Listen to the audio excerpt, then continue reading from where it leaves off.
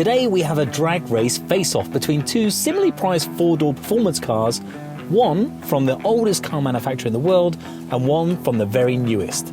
The Tesla Model S P100D is known for being king of the drag strip, but can its ludicrous electric power stay ahead of the latest V8-powered Mercedes-AMG GT four-door coupe? But before we started, Tiff wanted to get a little bit scientific. OK, now, Paul, I have to say I think I'm fairly confident of this drag race. However, I know that it comes at a cost to my range. That is the great thing about electric power.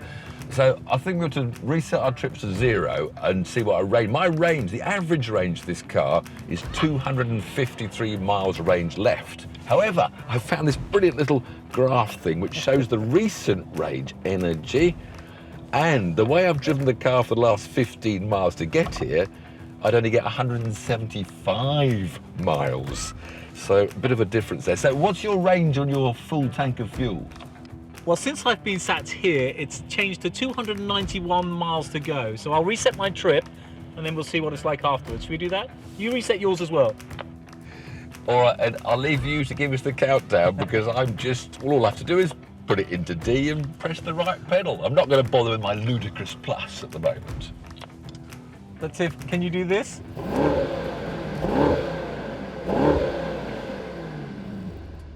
He's making a noise, isn't he? Revving his engine.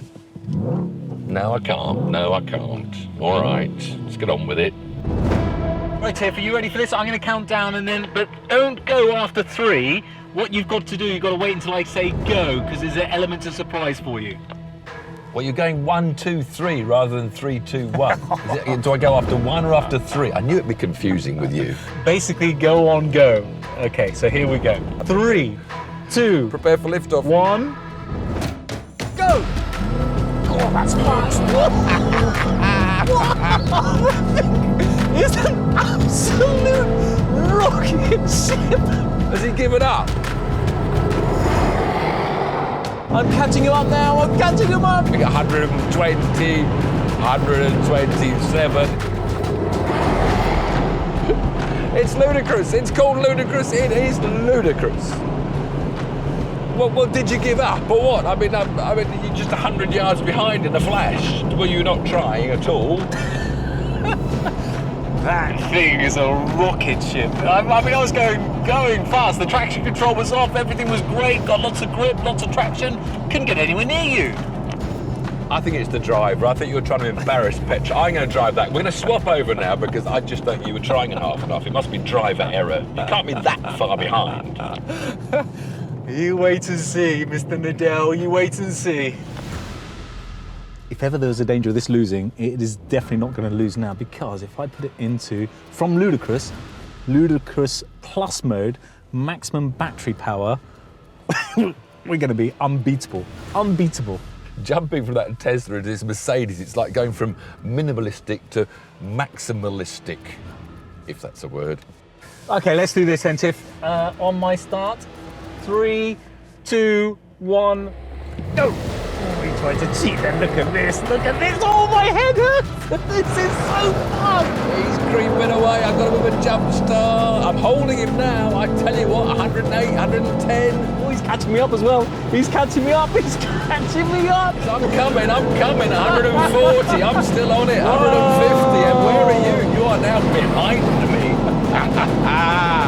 All right for accelerating. Not so good for the big one. But don't forget, it was about up to 100 miles an hour and I won comfortably.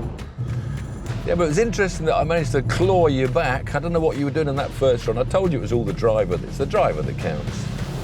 You cheeky git.